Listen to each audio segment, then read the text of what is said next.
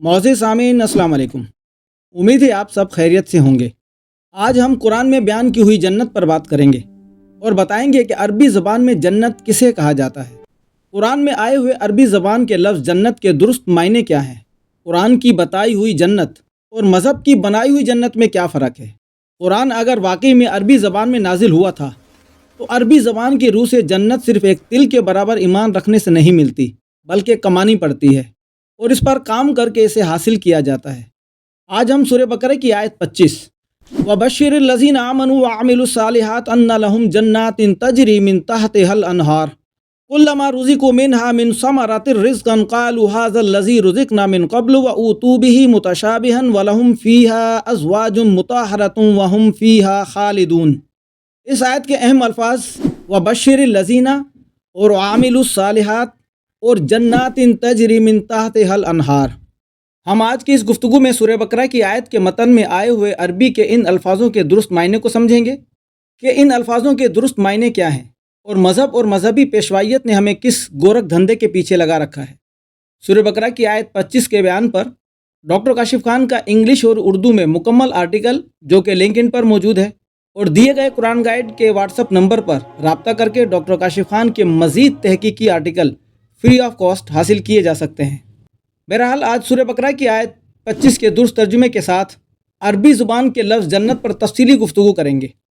और ये साबित करेंगे कि मज़हब की बनाई हुई जन्नत और कुरान की बताई हुई जन्नत में क्या फ़र्क है। वबश्शिरिल लज़ीना आमनू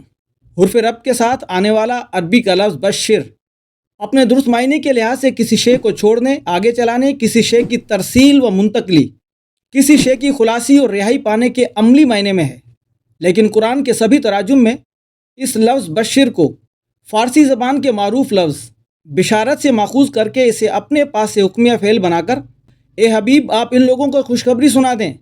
या इन लोगों को खुशखबरी सुना दो, या ए पैगम्बर इन्हें खुशखबरी दे दो के गलत मायने में घड़ा जाता है। इन गलत और बेबुनियाद तराजुम में ए हबीब और ए पैगम्बर जैसे अल्फाज कहाँ हैं। इन गलत और बेबुनियाद तराजुम में ए हबीब और ए पैगम्बर जैसे अल्फाज इसलिए घड़े जाते हैं कि बश्शिर को अरबी कवायद के ख़िलाफ़ हुक्मिया फ़ेल बनाने के लिए मुतरजमीन को कोई खुशखबरी सुनाने वाला भी चाहिए था, जो कि इस आयत और इसके सियाको सबाक में मौजूद नहीं था। इसलिए झूठ को सच बनाने के लिए हमारे उलमा इकराम ने हमेशा की तरह नबी करीम का शाना इस्तेमाल किया, क्योंकि इन लोगों को नबी करीम के नाम पर झूठ घड़ने की पुरानी आदत है। हमारे मौजूद उलमा इकराम से कोई ये भी नहीं पूछता कि बश्शिर को उन्होंने हुक्मिया फ़ेल अरबी ज़बान के सर्फ़ व नहू के किस कानून के रूह से बनाया। अरबी ज़बान के उस्ताद भरे पड़े हैं। कुरान फहमी के लिए दिन रात इंटरनेट, अखबारात, रसाइल में बड़े बड़े कुरानदान अरबी ज़बान का भाषण देते हैं कि फ़लाँ आयत में अल्लाह ने ये कहा, फ़लाँ आयत का मतलब ये है, मगर किसी को ये तौफीक नहीं हुई कि अपने मजहबी अकायद को एक तरफ रख कर कम अज़ कम ये देख लेता कि अरबी ज़ुबान का ये लफ्ज़ बश्शिर किसी भी कायदे की रूह से हुक्मिया फ़ेल के मायने में नहीं लिया जा सकता। सामीन इकराम, हकीकत ये है कि कुरान के तराजुम करने वाले जो भी लोग हैं, इनमें हमारे रिवायती उलमा कराम हों या ये नए और पुराने कुरानदान, कुरान के मामले में हकीकत ये है ये हज़ार साला अपने मजहबी अकायद में जकड़े हुए हैं। ये लोग इधर उधर से घूम फिर कर रिवायात से जान छुड़ाने की कोशिश में कुरान पर तो आ गए हैं, मगर कदीम मजहबी अकायद से जान नहीं छुड़ा सके। कुरान के तराजुम करते वक्त इनके मजहबी अकायद इन्हें इस बात की इजाज़त नहीं देते जो कुरान अपने अल्फाज में कहता है, जो कुरान अपने अल्फाज में बयान करता है। पूरे कुरान को तो छोड़िए, सूरह बकरा की आयत 25 के तर्जुमे को ही ले लीजिए। इस आयत के तराजुम में हमारे सभी उलमा कराम और कुरान दानों ने आयत के अपने अल्फाज और आयत के मतन से हटकर कुरान के असल बयान को छुपाकर वही अपने कदीम मजहबी अकायद की बुनियाद पर जन्नत के बागात और उनके नीचे बहने वाली नहरें, इन बागों के फल फूल और दिल लुभाने वाली बावजू मुअत्तर बीवियों और हुरों के साथ हमेशा रहने की खुशखबरी देते फिरते हैं। मगर ये लोग आयत के अपने अल्फाज नहीं देखते, जिसमें कुरान इंसाफ के तकाज़ों के ऐन मुताबिक सज़ा और जज़ा के फितरी कवानीन की वजाहत कर रहा है, ताकि लोग इन्हें समझ कर अपनी आने वाली ज़िंदगी को कामयाब, रोशन और खुशगवार बना सकें और ऐसे अमाल ना करें जिनकी सज़ा की वजह से इनकी आने वाली ज़िंदगी इनके लिए एक बामुशक्क़त कैद बन जाए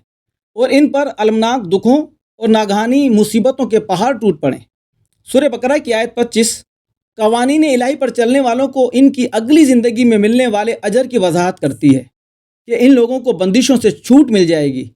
और इनकी ज़िंदगी के बहाव में आराम और सुकून होगा اور وہ ترقی کرتے ہوئے آگے سے آگے بڑھتے چلے جائیں گے،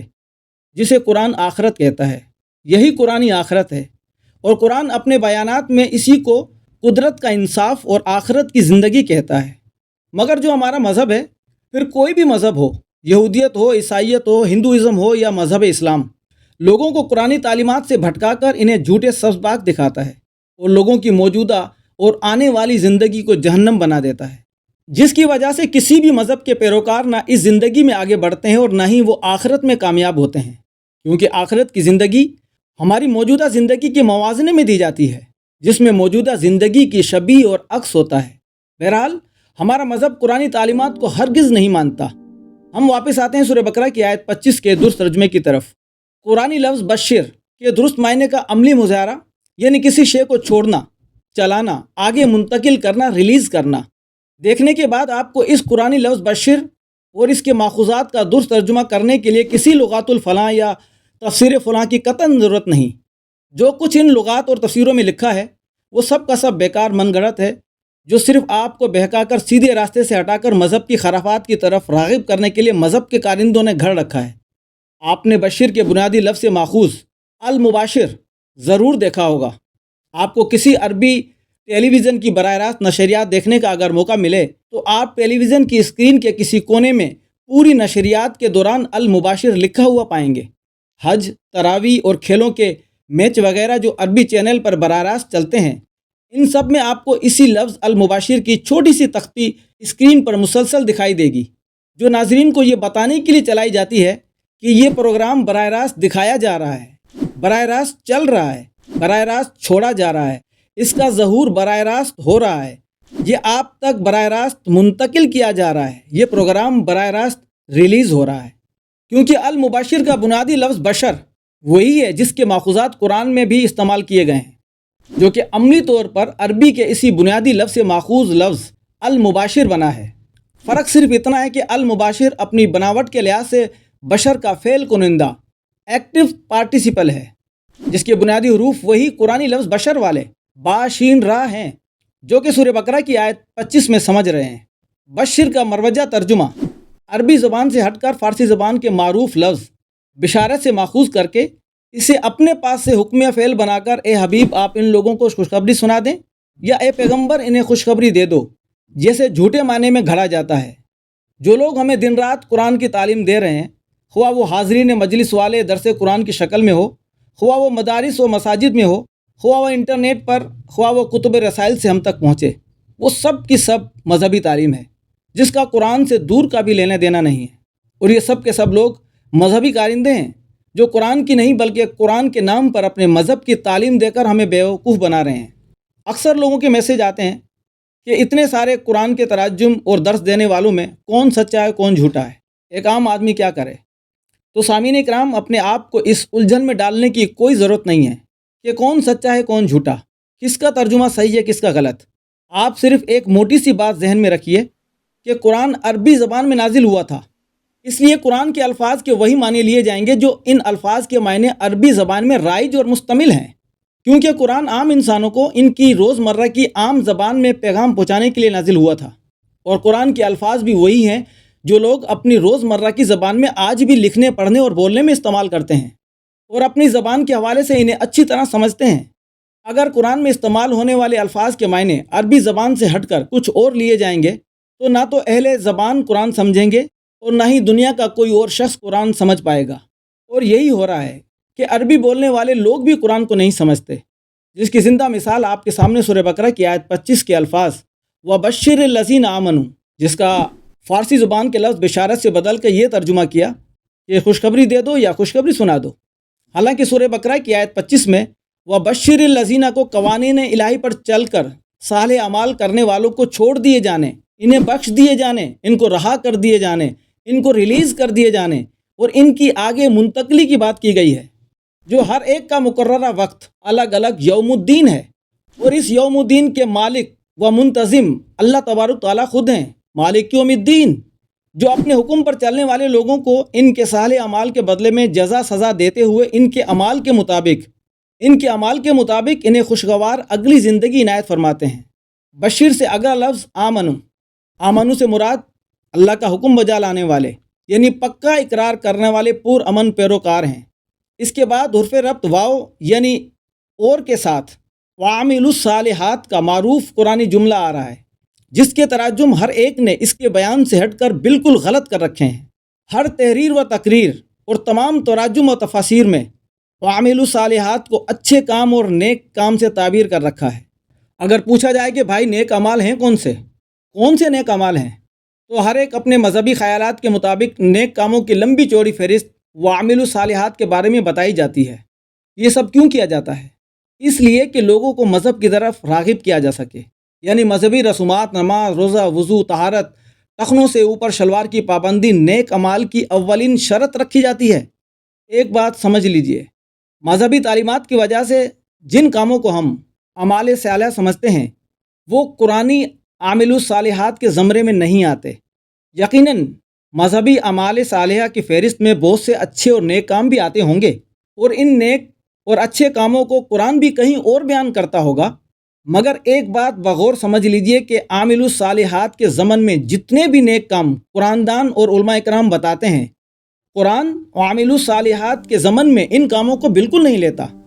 عاملو کے معنی ان کے اعمال یا ان کے کام بالکل درست ہیں، مگر عاملو کے ساتھ آنے والا لفظ الصالحات صرف اور صرف ان مخصوص کاموں کی بات کرتا ہے جو اس کے بنیادی لفظ صلح سے منسوب ہیں۔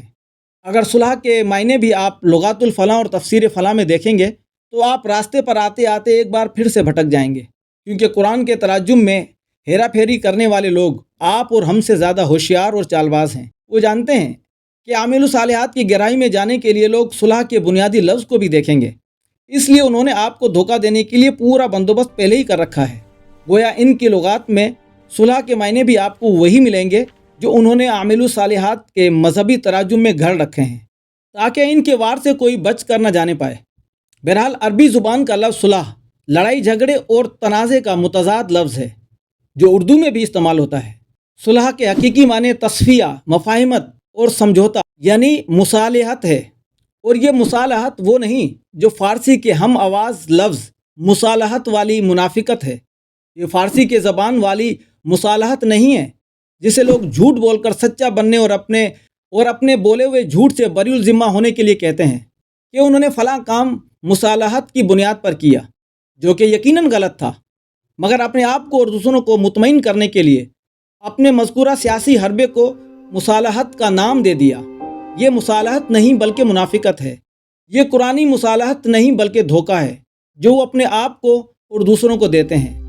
قرآن کی مصالحت اور فارسی زبان کی مصالحت میں یہی بڑا فرق ہے۔ گویا قرآن کا جملہ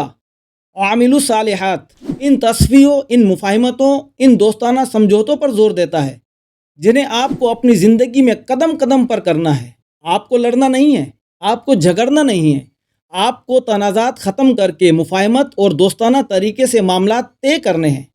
بلکہ آپ خود بھی سمجھوتا کرتے رہیں گے، اور آپ کو مصالحت والا وہ کردار بھی ادا کرنا ہے جو مصالحتی کمیٹی یا مصالحتی کونسل لوگوں کے تنازعات دور کر کے ان کا آپس میں تصفیہ اور سمجھوتا کروا کے کرتی ہے۔ مصالحتی اداروں کا مقصد ہی لوگوں کے تنازعات دور کر کے ان میں تصفیہ، مفاہمت اور سمجھوتا کروانا ہے۔ لہٰذا سامعین اکرام، وعامل الصالحات کے اصل معنی اپنے تنازعات کو دور کر کے ان میں تصفیہ، مفاہمت، سمجھوتے کروانے کی آپ کو پوری کوشش کرنی ہے۔ بات صاف ہو گئی کہ سورہ بقرہ کی آیت 25 میں جس جنت کی بات کی گئی ہے وہ انہی لوگوں کو ملے گی جو اس بات کو مانتے ہوئے اپنے تنازعات ختم کر کے خود بھی تصفیہ کرتے رہے اور دوسروں کے معاملات بھی مفاہمت سے طے کرواتے رہے۔ اس کے آگے سورہ بقرہ کی آیت 25 میں ان لہم جناتن کے الفاظ آ رہے ہیں۔ ان لہم کا مطلب تو ان کے لیے، اس کے بعد آنے والا لفظ جناتن وہی ہے جس پر مذہب کی بنیادیں کھڑی ہیں۔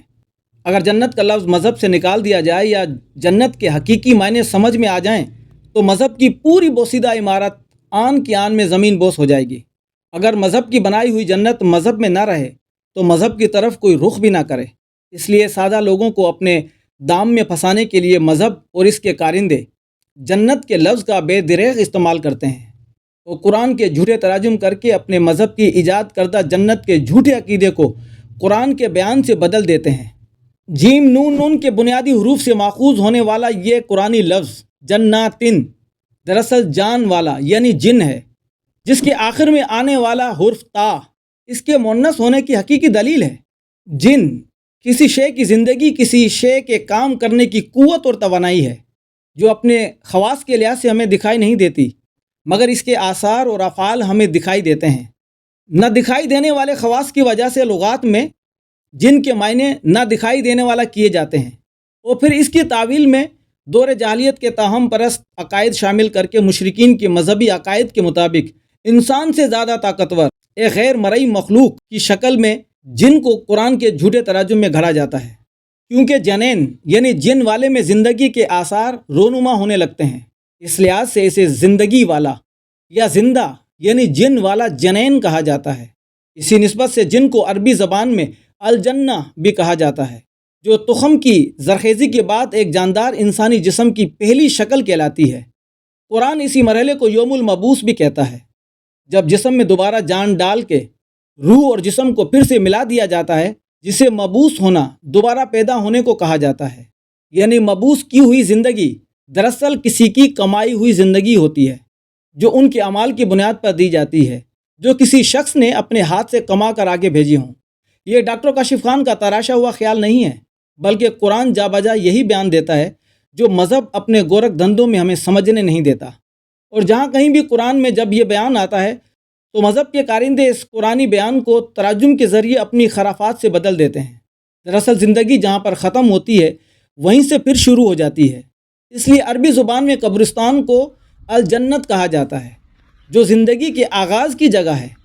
قبرستان کو الجنہ کہنے کی سب سے بڑی مثال مدینے کا معروف قبرستان جنت البقیع ہے۔ یہ الگ بات ہے کہ ہم فارسی حدیثوں کے الفاظ یا اہل القبور کو ذہن میں رکھ کر یہی سمجھتے ہیں کہ عربی میں بھی قبرستان کو قبرستان ہی کہا جاتا ہے۔ ستان دراصل فارسی زبان کا لفظ ہے جو ہندی زبان کے استحان سے فارسی میں آیا ہے، جیسے افغانستان، ازبکستان، تاجکستان، ترکمانستان، حتیٰ ہندوستان اور پاکستان بھی فارسی الفاظ ہیں۔ قبرستان بھی اسی لحاظے کے ساتھ فارسی لفظ ہے، گویا الجنت عربی میں قبرستان کو کہا جاتا ہے۔ ہماری آنکھوں پر مذہبی پٹی باندھ کر مذہب ہمیں سبز باغ دکھا کر اس اندھیری قبر میں اتارتا ہے جس کا راستہ سیدھا جہنم میں جاتا ہے۔ سامعین کرام، برائے مہربانی غور فرمائیے، ایک ہی بنیادی لفظ ہے جو کمائی ہوئی زندگی کے پہلے مرحلے الجنہ، کسی ماں کے پیٹ میں پلنے والے جنین کے لیے عربی زبان میں استعمال ہوتا ہے، اور یہی عربی لفظ جنت کی شکل میں زندگی کے نقطۂ آغاز اور زندگی کی آبکاری یعنی قبرستان کے لیے استعمال ہوتا ہے۔ گویا مرنے والا اپنی قبر میں زندہ ہے، اور یہ قبرستان میں مٹی کے ڈھیر والی قبر صرف علامتی قبر ہے، جہاں صرف کسی کے پرانے لباس یعنی مردہ جسم کو ٹھکانے لگایا جاتا ہے، مگر اس کی اصل قبر اس کی بنائی ہوئی ماں کے پیٹ میں بنتی ہے، جہاں اسے دوبارہ زندگی دے کر ایک نئے جسم میں ڈالا جاتا ہے جو الجنہ یعنی زندہ کہلاتا ہے، زندگی والا۔ گویا جنت در حقیقت کمائی ہوئی زندگی ہے جس کے آخر میں آنے والا تا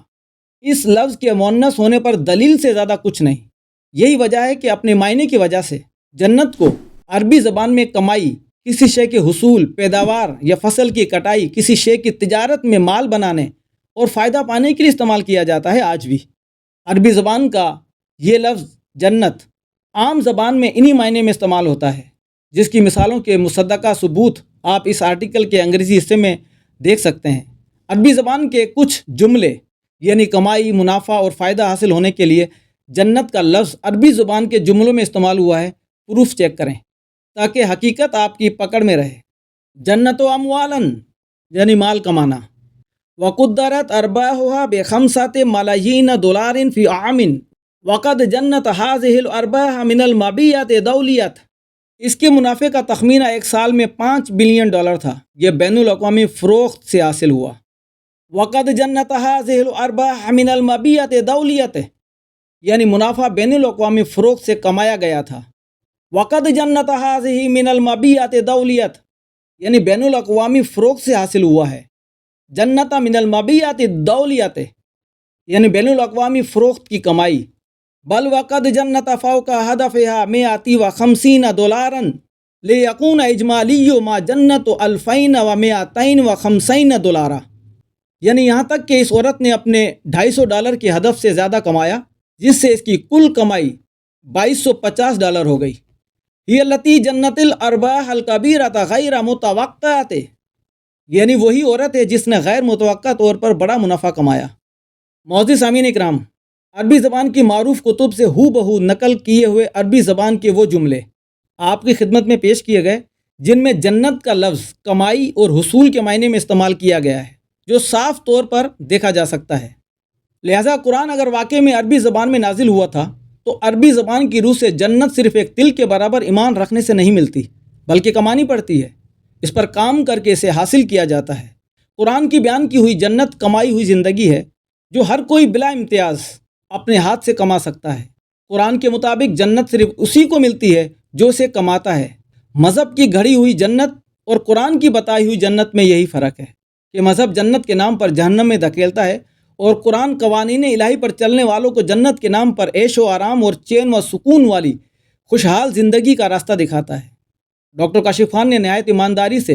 اور قرآن مجید کی محبت سے سرشار ہو کر آپ کی خدمت میں قرآن کی بتائی ہوئی جنت اور مذہب کی بنائی ہوئی جنت کا فرق کھلے الفاظ میں واضح کر دیا ہے۔ ابھی آپ کی اپنی پسند ہے کہ آپ قرآن کی بتائی ہوئی جنت میں جانا چاہیں گے یا مذہب کی بنائی ہوئی جنت میں۔ معزز سامعین، سورہ بقرہ کی آیت 25 کا لفظ بلفظ تجزیے کو مکمل کرنے کے لیے وقت اجازت نہیں دے رہا، ویڈیو کا دورانیہ بڑھ چکا ہے، اس لیے تجری من تحتہا الانہار سے وہم فیہا خالدون تک لفظ بلفظ تجزیہ آپ آرٹیکل میں خود پڑھ لیں، جو کہ انگلش اور اردو دونوں زبانوں میں موجود ہے۔ میں انتہائی معذرت کے ساتھ سورہ بقرہ کی آیت 25 کا صرف لفظ بلفظ درست اور مکمل ترجمہ آپ کے سامنے پیش کر دیتا ہوں تاکہ آیت کے مکمل ترجمے سے آپ کو آگاہی ہو جائے۔ سورہ بقرہ کی آیت 25، وَبَشِّرِ الَّذِينَ آمَنُوا وَعَمِلُوا الصَّالِحَاتِ أَنَّ لَهُمْ جَنَّاتٍ تَجْرِي مِن تَحْتِهَا الْأَنْهَارُ كُلَّمَا رُزِقُوا مِنْهَا مِن ثَمَرَاتٍ رِزْقًا قَالُوا هَٰذَا الَّذِي رُزِقْنَا مِن قَبْلُ وَأُوتُوا بِهِ مُتَشَابِهًا وَلَهُمْ فِيهَا أَزْوَاجٌ مُطَهَّرَةٌ وَهُمْ فِيهَا خَالِدُونَ۔ وَبَشِّرِ الَّذِينَ آمَنُوا، اور آگے بڑھنے والے جو ہیں اور بچنے والے جو ہیں وہ پرامن پیروکار ہیں، وہ امن پسند ہیں۔ وَعَمِلُوا الصَّالِحَاتِ، اور وہ دوستانہ مفاہمتی کردار ادا کرتے ہیں اور وہ دوستانہ سمجھوتے کرتے ہیں۔ أَنَّ لَهُمْ جَنَّاتٍ، تو ان کے لیے ان کی کمائی کا بدلہ، تو ان کے لیے ان کی کمائی ہوئی زندگی کا بدلہ، تجری من تحتها الانہار، آرام دہ زندگی کے آگے بڑھتے ہوئے دھارے کے اندر، آرام دہ پیٹ سے نکل کے پرسکون زندگی کے آگے بڑھتے ہوئے بہاؤ میں، کلما رزقوا منہا من ثمرات رزقا، اور وہ سب جن کو ایک مفید، کامیاب، مؤثر، فائدہ مند زندگی ملی، قالوا هذا الذي رزقنا من قبل وأوتوا به متشابها، انہوں نے اس بات کا اظہار کیا کہ یہ جو ہمیں زندگی ملی ہے وہ ہماری پہلی زندگی کے موازنے کے سبب سے ہے۔ فیہا ازواج مطہرۃ، اور ان کے لیے اس میں اچھے سلیقہ مند ساتھی ہیں اور اس میں ان کے لیے سراہنے والے مہذب ساتھی۔ وہم فیہا خالدون، اور ان میں ان کے دیر پا ہم خیال ہیں اور ان میں ہم آہنگ مستقل ساتھی ہیں۔ معزز سامعین، یہ تھا سورہ بقرہ کی آیت 25 کا لفظ بلفظ درست ترجمہ۔ اگلی ویڈیو تک اجازت دیجیے، اپنا اور سب کا بہت خیال رکھیے۔ اللہ حافظ۔